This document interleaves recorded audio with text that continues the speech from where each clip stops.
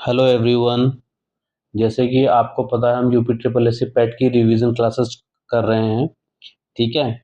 और हम ancient history चल रहे हैं लेकर के। तो आज हमारा एंशिएंट हिस्ट्री का तीसरा चैप्टर है। हम जैनिज्म के बारे में जानेंगे जिससे क्वेश्चंस पूछे जाते हैं कई बार। ठीक है। तो जैनिज्म देखेंगे आज हम। जैन धर्म के बारे में पूरा पूरा पढ़ेंगे। जो जो इम्पोर्टेंट हैं पॉइंट्स वो उनको पढ़ेंगे। चलिए शुरू करते हैं।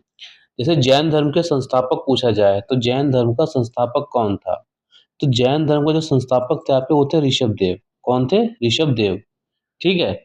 ऋषभ देव संस्थापक थे जैन धर्म के। और जैन धर्म में और ये पहले तीर्थंकर भी थे। मैं आपको बता दूं, तीर्थंकर संस्थापक भी थे एवं पहले तीर्थंकर भी थे। तीर्थंकर टोटल 24 तीर्थंकर हुए जैन धर्म में। ठीक है। तीर्थंकर किन्हें कहा जाता है जैन धर्म में? तो इन 24 महान आत्माओं को कहा जाता है जिन्होंने आत्मज्ञान प्राप्त किया और दूसरों को भी मुक्ति मार्ग पर चलने के लिए प्रेरित किया। उन्हें तीर्थंकर कहा गया। तो ऐसे कितने थे टोटल? 24 थे। पहला कौन था? ऋषभ देव, जो कि संस्थापक थे इसके। ठीक है, जैन धर्म के। फिर एक क्वेश्चन पूछा जाता है 23वें तीर्थंकर से। तो 23वां तीर्थंकर आपके कौन थे? पार्श्वनाथ। नोट डाउन कर लीजिए इसको। 23वें तीर्थंकर जो आप कौन थे? पार्श्वनाथ।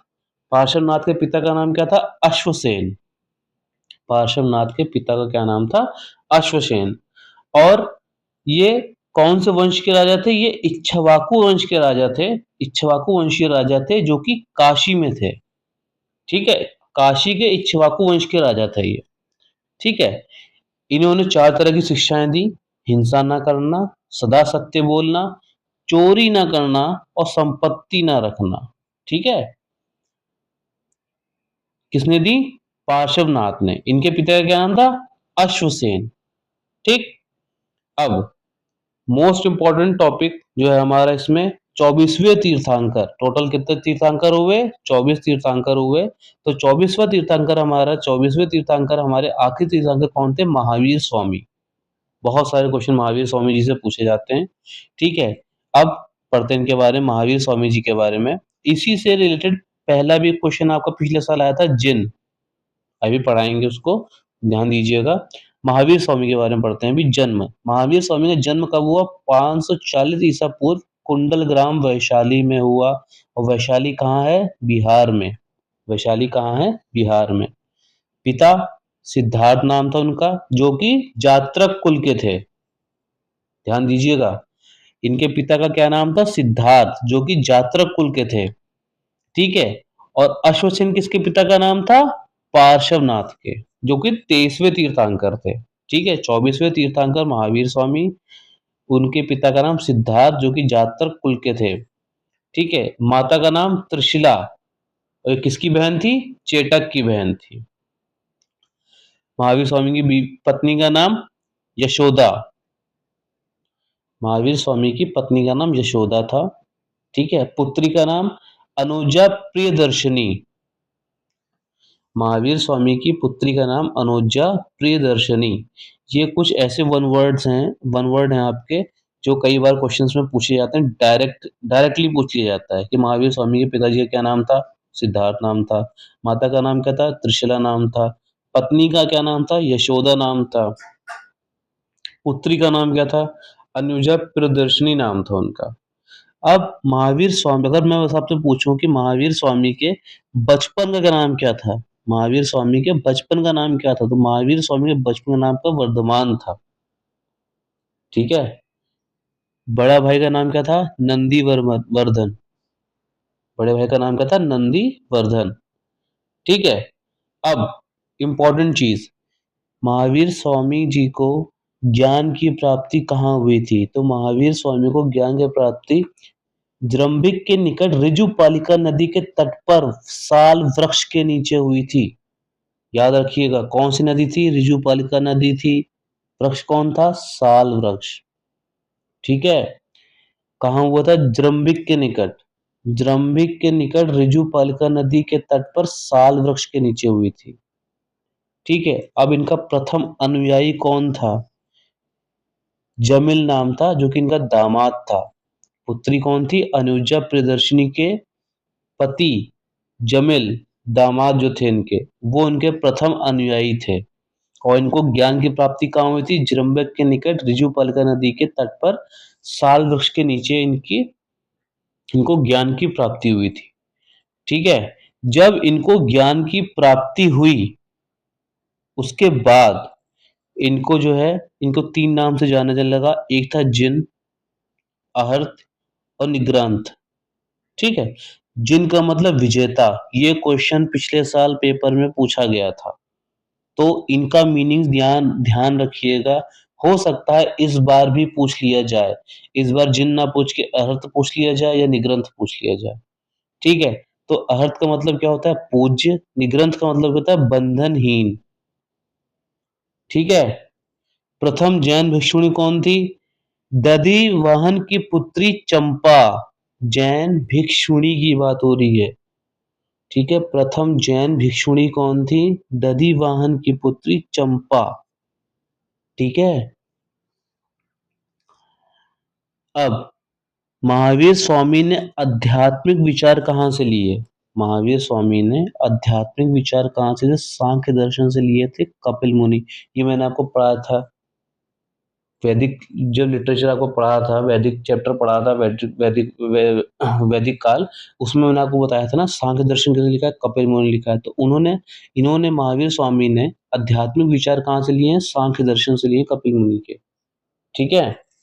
कहाँ से लिए हैं? सांख्य दर्शन से पढ़ा है उन्होंने, आध्यात्मिक विचार जो उन्होंने लिए हैं। ठीक है? अब चलो रिवीजन करते हैं फटाफट एक बार।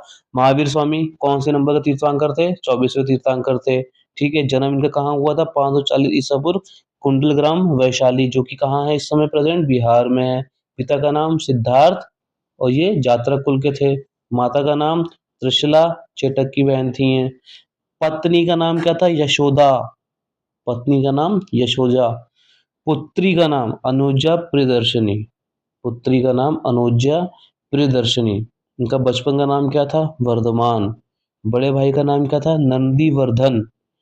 ज्ञान की प्राप्ति, भाई इसको याद कर लो कैसे भी करके। ज्ञान की प्राप्ति जृंबिक के निकट ऋजुपालिका नदी के तट पर साल वृक्ष के नीचे हुई थी। प्रथम अनुयायी जमिल थे, जो कि इनके दामाद थे। ठीक है? महावीर स्वामी को ज्ञान प्राप्ति के बाद में किन किन नामों से जाने जाने लगा? एक था जिन, जिनका मतलब क्या होता है? विजेता। ठीक है? फिर एक अर्हत, जो कि पूज्य। निग्रंथ, बंधनहीन। अब एक जैसे क्वेश्चन पूछ लिया जाए, निम्नलिखित में से प्रथम जैन भिक्षुणी कौन था?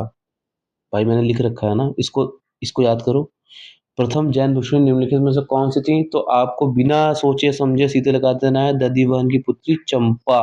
सीधा से पूछ जाएगा चंपा। हो सकता है इसे दूसरा भी क्वेश्चन पूछ लिया जाए कि जो प्रथम जैन भिक्षुणी थी चंपा, वो किनकी पुत्री थी? तो दधिवाहन की पुत्री थी वो। ठीक है? आई बात समझ में आपको? फिर अब जैसे पूछा जाए, अब जैन धर्म में कुछ इंपॉर्टेंट हैं चीजें, जैसे क्या? ईश्वर की मान्यता नहीं है।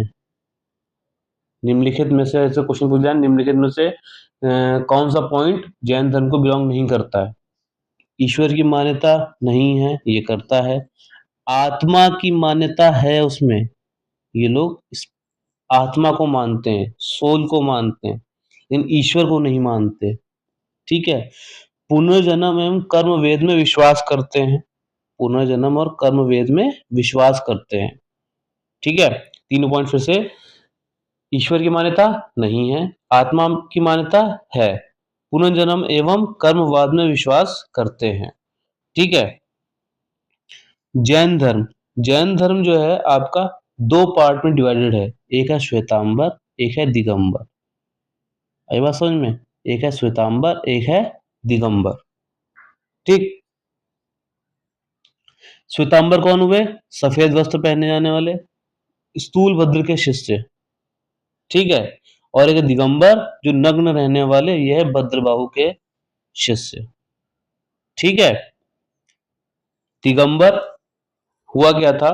नॉर्थ इंडिया रीजन में जब जैन धर्म था यहाँ पे, तो यहाँ पे अकाल पड़ गया, जिसकी वजह से जो भद्रबाहु थे वो जो है साउथ की तरफ मूव कर गए, कर्नाटक में। ठीक है? लेकिन जब वो वहां से वापस आए तो इनके स्थूलभद्र और भद्रबाहु के बीच में जो है मतभेद हो गए, जिसकी वजह से जैनिज्म जो है 2 पार्ट में डिवाइड हो गया। ठीक है, तो जो सफेद कपड़े पहनते थे श्वेतांबर वो स्थूलभद्र के शिष्य थे, और जो दिगंबर जो थे वो जो नग्न रहते थे वो भद्रबाहु के शिष्य थे। ठीक है, आई बात समझ में? अब भद्रबाहु ने कल्प सूत्र लिखा है जैनिज्म में, जो कि तीर्थंकरों की जीवनी बताता है। कल्प सूत्र किसके द्वारा रचित है? कल्प सूत्र भद्रबाहु के द्वारा रचित है। ठीक है, और ये तीर्थंकरों की जीवनी के बारे में बताता है। आया बात समझ में? ठीक है, अब जैन धर्म में त्रिरत्न कौन से हैं? त्रिरत्न कौन कौन से हैं? सम्यक दर्शन, सम्यक ज्ञान, सम्यक आचरण। याद कर लो, याद कर लो, प्लीज सब लोग याद कर लो, ये चीज बहुत इंपॉर्टेंट है। त्रिरत्न, निम्नलिखित में से जैन धर्म के त्रिरत्न कौन कौन से हैं? तो कौन कौन से त्रिरत्न हैं? सम्यक दर्शन, सम्यक ज्ञान, सम्यक आचरण। ठीक है, त्रिरत्न कौन से हैं? सम्यक दर्शन, सम्यक ज्ञान, सम्यक आचरण। ठीक है, अब त्रिरत्न त्रिरत्न क्या है? अनुशीलन में 5 महाव्रतों का पालन है। अहिंसा, सत्य, वचन, अस्तेय, अपरिग्रह और ब्रह्मचर्य। ठीक है, आगे बात समझ में?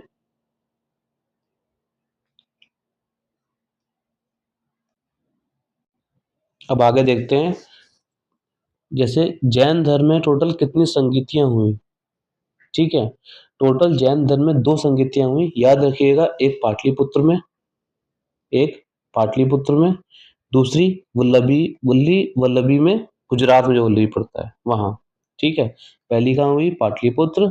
कितनी संगीतियां हुई? 2 संगीतियां हुई जैन धर्म में। पहली हुई पाटलिपुत्र में, दूसरी हुई वल्लभी में।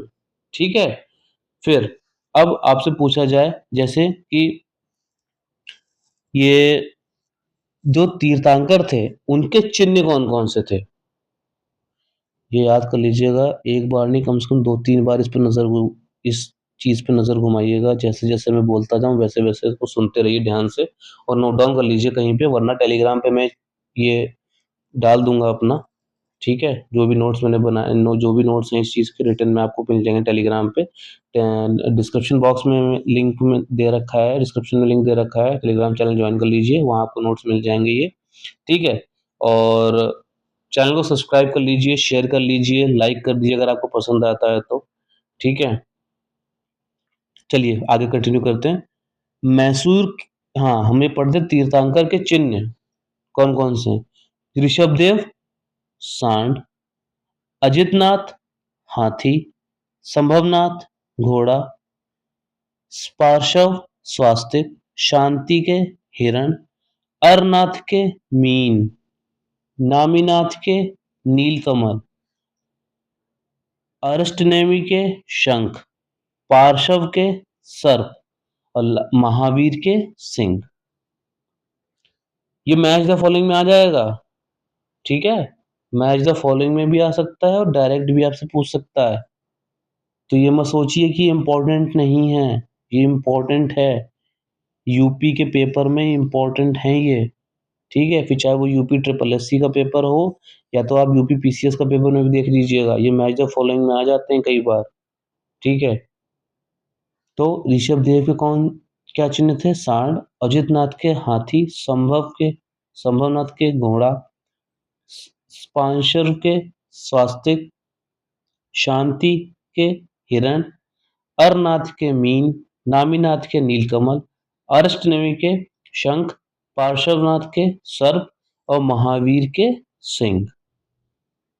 ठीक है, अब आपसे महावीर से रिलेटेड पूछे, निम्नलिखित में से महावीर जी के जो चुनाव ये महावीर जी के चिन्ह कौन सा था? तो सिंह था। ठीक है, याद रखिएगा।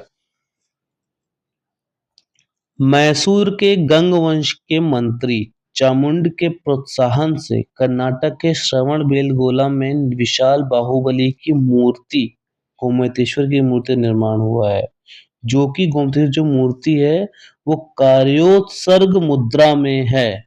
किसमें है? कायोत्सर्ग मुद्रा में। श्रवणबेलगोला की विशाल जो मूर्ति है वो किसकी है? बाहुबली की है।